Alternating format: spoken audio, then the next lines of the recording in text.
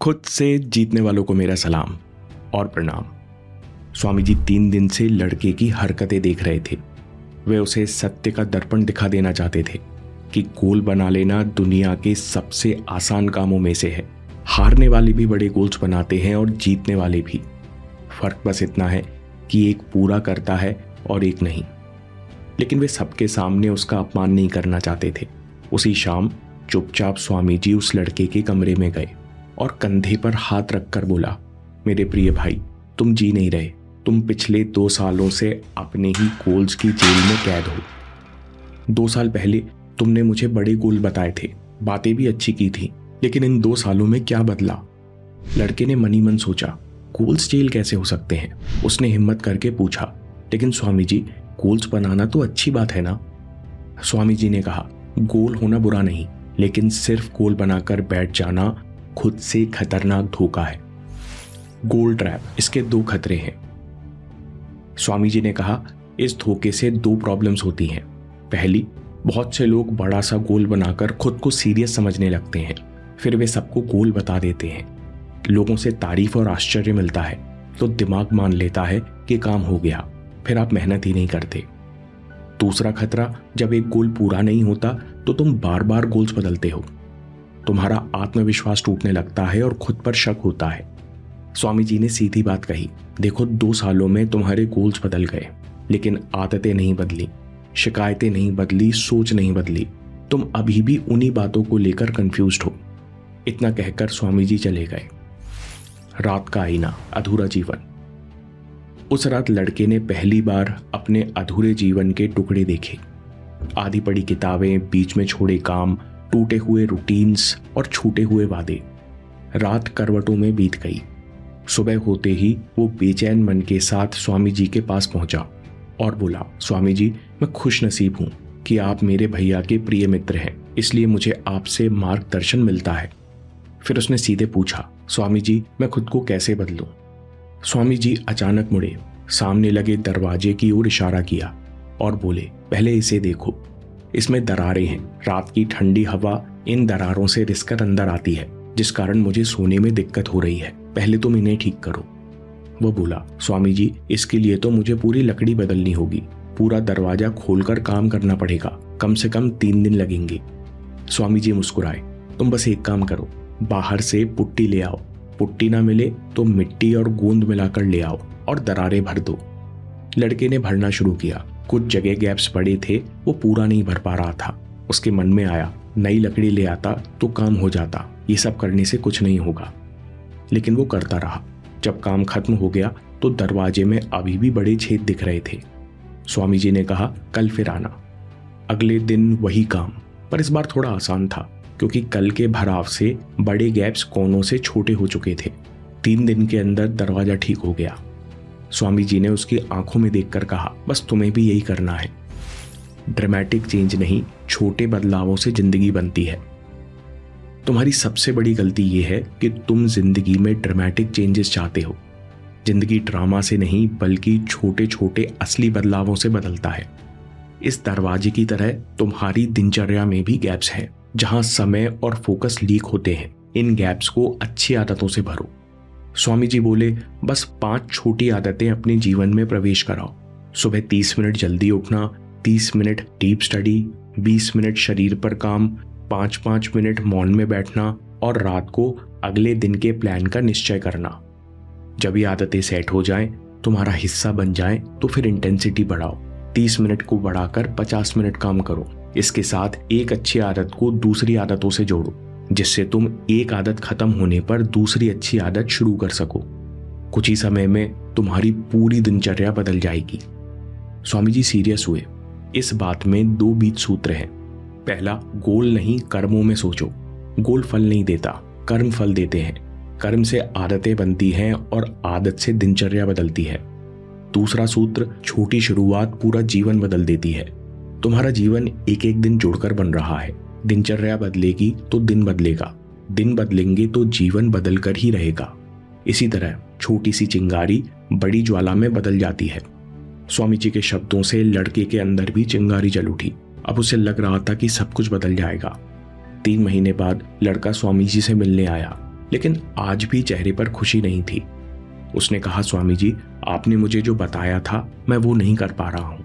काम करते करते मेरा मन भटक जाता है, फिर दोबारा मन नहीं लगता। स्वामी जी बोले, क्योंकि तुम अभी भी सपनों की दुनिया में जी रहे हो।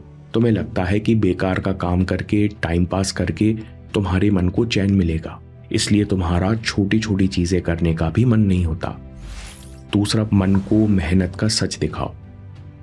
अपने मन को सिखाओ कि ईमानदारी से किए गए प्रयास के अलावा मन को कभी चैन नहीं मिलता। जिस दिन तुमने मूड का इंतजार करना छोड़ दिया, उसी दिन से तुम आगे बढ़ना शुरू कर दोगे। लड़के ने कहा, यह कैसे होगा? स्वामी जी ने कहा, मन को मालिक नहीं सेवक बनाना सीखो। हर दिन अपने कर्मों पर लग जाओ और जब भी कुछ और करने का मन करे तो खुद को बार बार कहो, जो जरूरी है मैं वही करूंगा और यहीं पर खुश रहूंगा। कर्म और आनंद दोनों इसी पल में है। स्वामी जी ने कहा, जो आदमी मूड के साथ चलता है वो बिखर जाता है, जो संकल्पों के साथ चलता है वो महान बन जाता है। लड़के ने कहा, स्वामी जी, ऐसा क्यों होता है कि एक दिन गलती हो जाए या कोई ब्रेक लग जाए तो दोबारा शुरू करने का मन नहीं करता? मेरे लिए तो बहुत छोटा सा ब्रेक भी हफ्तों का गैप बन जाता है। स्वामी जी बोले, ब्रेक नुकसान नहीं करता, खुद से बोला गया झूठ नुकसान करता है। लड़के ने कहा, मैं कुछ समझा नहीं। स्वामी जी बोले, जब भी तुम खुद से झूठ बोलते हो तो अपनी आत्मशक्ति से कनेक्शन काट देते हो। लड़के के चेहरे पर अभी भी सवाल थे। तब स्वामी जी उठे, उन्होंने एक टेबल लैंप का तार निकाल दिया। कमरे में हल्का अंधेरा फैल गया। स्वामी जी बोले, देखा, लैंप वही है, कमरा वही है, सब कुछ वही है, लेकिन कनेक्शन कटते ही प्रकाश चला गया। ठीक यही तुम्हारे साथ भी होता है। जब तुम गलती करते हो फिर खुद से कहते हो कि ठीक है, कोई बात नहीं, चलता है, पता नहीं मैं ऐसा क्यों करता हूं, तब तुम खुद से झूठ बोलकर सबसे प्योर, सबसे ताकतवर आंतरिक ऊर्जा से कनेक्शन काट देते हो। मन में क्लैरिटी नहीं रहती, फिर भीतर हैवीनेस आती है, गिल्ट आता है और डिले आता है, और तुम सोचते हो कि प्रॉब्लम मोटिवेशन नहीं, प्रॉब्लम डिस्कनेक्ट की है। स्वामी जी ने उसकी आंखों में देखते हुए कहा, अब सत्य बोलो और अपने हर बहाने की जिम्मेदारी लो। कहो, हाँ, उस दिन दोस्त आ गए थे, या मैं लेट उठा, या किसी कारण प्लान बिगड़ गया, लेकिन मैं फिर भी 10% तो कर सकता था। अपने मन को दिखा सकता था कि मैं मालिक हूं, मैं सीरियस हूं। याद रखो, सच तुम्हें तोड़ता नहीं बल्कि भीतर से जोड़ देता है। चाहे तुम करके देख लो, चुपचाप अकेले में खुद से सच बोलकर देखो, भीतर थोड़ी आग उठेगी, थोड़ी शर्म भी आएगी, लेकिन उसी क्षण कनेक्शन वापस जुड़ना शुरू हो जाएगा। जब कनेक्शन लौटता है तो माइंड क्लियर होता है और ताकत भी वापस आती है। अंदर जोश आता है कि अभी बाजी बाकी है। फिर स्वामी जी बोले, अब इस ताकत का पूर्ण प्रयोग करो, तत्काल गलती सुधारो और 2 गुना करो।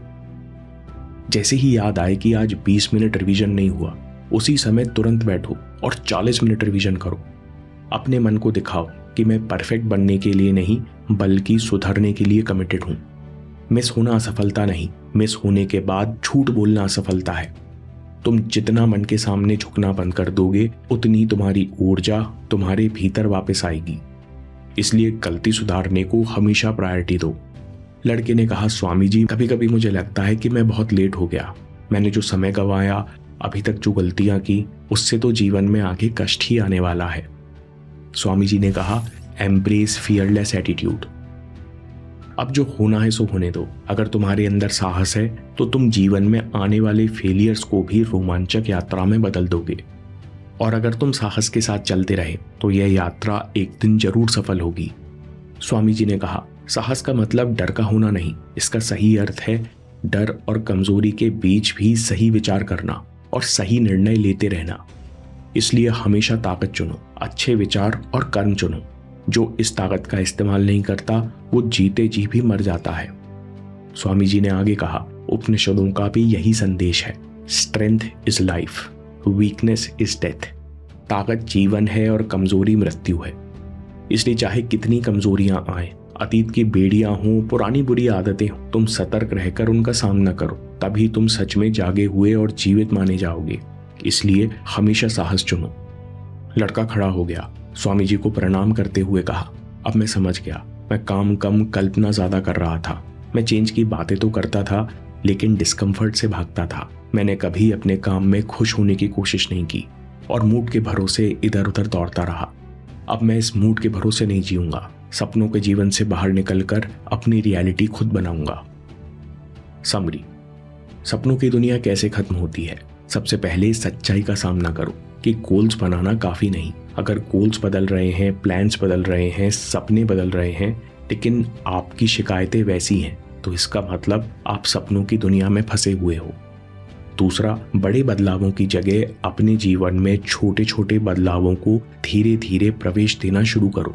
अच्छी आदतें बढ़ाते जाओ और उन्हें दूसरी अच्छी आदतों से जोड़ते जाओ। डेली रूटीन बदलेगा तो जिंदगी को बदलना ही होगा।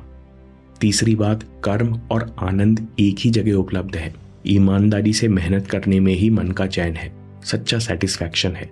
जैसे ही बात अंदर उतरती है, इंसान बाकी चीजों में इंटरेस्ट खो देता है।